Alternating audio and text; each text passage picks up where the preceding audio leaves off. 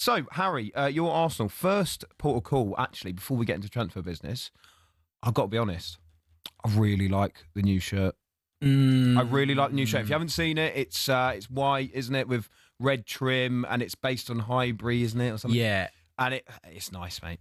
I hate to admit it, but I do like that shirt. So I like some of the features of it. Like, I love the detail when you zoom in on it. It's something that they've taken from sort of the inside of the old Highbury, which is great. I love that they've used the old school Adidas logo. I love that it's just the cannon rather than the Arsenal crest. There's an old Arsenal logo on the back that I love. I love the details, but I don't like the fact that it is white, because white is not an Arsenal shirt colour. Arsenal sleeves are white. Tottenham wear white. Arsenal should not have a kit that's predominantly white. But Tottenham sponsors red as well, so you both have it. So it doesn't matter. But like, for me, like, I'm a traditionalist, right? Arsenal's home kit should be red shirts, white sleeves, white shorts, either white or red socks. I don't mind. The away kit should be yellow shirts, blue shorts, and either blue or yellow socks. The third kit, I'm not really that fussed about. But white, for me, is a no-go. Oh, it's getting a lot of love, that shirt, though. A lot of love. You've gone against the grain, Symeou. Yeah, I've gone against the grain. I'm not a fan. Okay. I'm not a fan. Okay, well, already not happy with his club, Harry. That's it. The season's a write-off. Forget about it. It's all over. I don't even want the season to start. Let's talk about transfers, though. They've got a lot of business done, Arsenal, and actually, there was a time earlier in this window, kind of, June and early July, where especially that race for either Sesko or Gyökeres seemed to be taking a bit of time. There was a bit of frustration. Just got over that. Don't take me back. but now, they've got their ducks in a row. They've got Gyökeres in. That's another corporate one, isn't it? That's a Simon Jordan one. That's a Simon Jordan one for sure. They've got Madueke in. Norgard's through the door. Kepa's through the door. Is there one more signing or two more signings that you would like to see them make, and who would it be? I think one more is what I'm hoping for. I'm being realistic. They've already brought 6 in. I can't imagine that they'd bring 2 more in. But to go and get Eberechi Eze, I think, would be a real sort of game changer. You're really keen on him, aren't you? Yeah, really keen. Why do you think he works so well with Arsenal?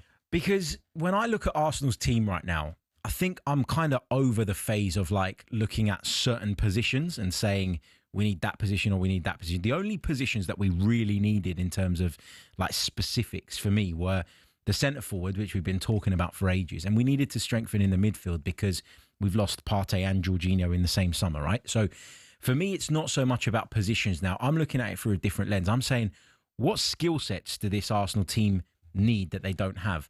I want dribblers. I want people that play off the cuff. I want people that are spontaneous in the final third. And I want people who drift and roam, because I think Arsenal at times are too structured. Structures are for defending, in my opinion. That's how I look at football. And I think you need players that will go out there and be unpredictable. And Eze is that. I think he's really come on in the last 12 months or so. Under Oliver Glasner, I think he's developed this ability to get into the box at the right times. He's added more goals as a result of that.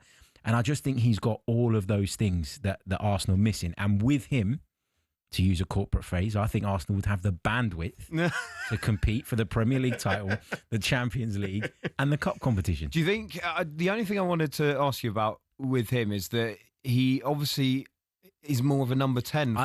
This is so the thing. Is he going to be operating in the same space as Odegaard? And the other thing is, I know they brought Madueke in, but even he's not a natural left winger. And for me, that's an area I can see Madueke starting most games on the left wing anyway, and he's just going to have to supply his trade over on that side. But as much as Eze can play there, I think he operates better as a number 10. So would you not rather have, I'm not sure if this one was going to happen, but there was talk about Rodrigo, of course, etc.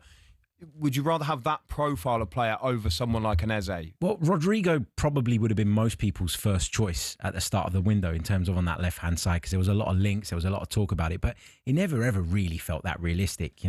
Real Madrid would want big money. His salary would be crazy, you'd imagine, coming from Real Madrid. So I never really felt that was, realistic actually from quite some time ago. So I kind of made my peace with that. On Eze in the left wing, you're right to say he's not a left winger. But Mikel Arteta's done this so many times where he's gone out and brought a player and moulded them into what he wants them to be. You've also got to remember that Martinelli's still at the club and so is Leandro Trossard. And at the moment, as we're speaking today, neither of them are going anywhere. So you've got left wingers. You've got Madueke, who can be a left winger. I think for me, again, I come back to that point. It's not necessarily about how am I going to shoehorn Eberechi Eze in? It's what does Eberechi Eze have that my squad doesn't?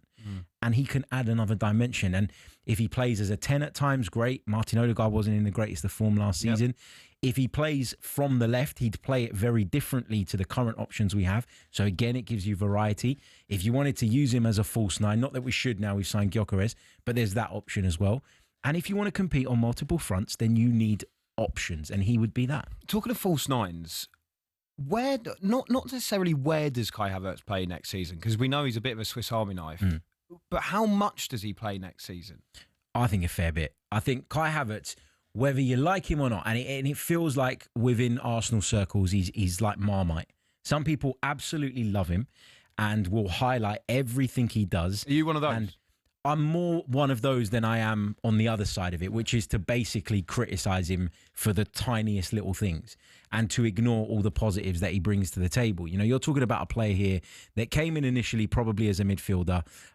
We needed a centre forward. He stepped up. He took on that role. He runs channels. He drops deep. He, can hold the ball up. He defends set pieces really effectively for us. Like, watch out for this next season. The amount of times Arsenal defend a corner and Kai Havertz is the guy at the near post that heads it away. He can do so many different things that I think he's got value, and he's one of the people that Mikel Arteta trusts. Yeah. He believes in him. He knows he can give him quite a bit. And I think for that reason, there's no way he's just going to be cast aside because Victor Gyökeres has arrived. Arteta will find a way. And that'll frustrate people, by the way. He likes him, but he will find a way to have him involved. Yeah, absolutely. You'll have watched their friendly against... test. The test. Test against Spurs, which they lost, by the way, on Thursday in Hong Kong. What did you glean from that? Did you learn anything about how they might operate next season? Well, I was hoping we wouldn't circle back around to this. But I think in terms of that game, I think the frustration that people felt was twofold, right? The first part was it's Tottenham, and no game against Tottenham under any circumstances will ever be viewed as a friendly. So when you lose it, you're upset. But I think the main takeaway for me was that we don't have those things that I've just been referencing. Dribblers, people that can help you unlock low blocks. And we saw a lot of the issues that Arsenal experienced over the course of last season. And yes, the players aren't up to speed and aren't in tip-top shape and all the rest of it. And you've got to take that into consideration. Gyökeres and Madueke have come in to help with that. Gyökeres was only fit enough to play 10 minutes and Madueke was on holiday. So you haven't really seen the solutions yet. But because it was a bit of, I don't know if you can call it like sort of like you're just carrying that kind of frustration from last season into the preseason. I think that led to a bigger reaction than was necessary, really. On AM, on DAB, via the talkSPORT app and on your smart speaker. talkSPORT.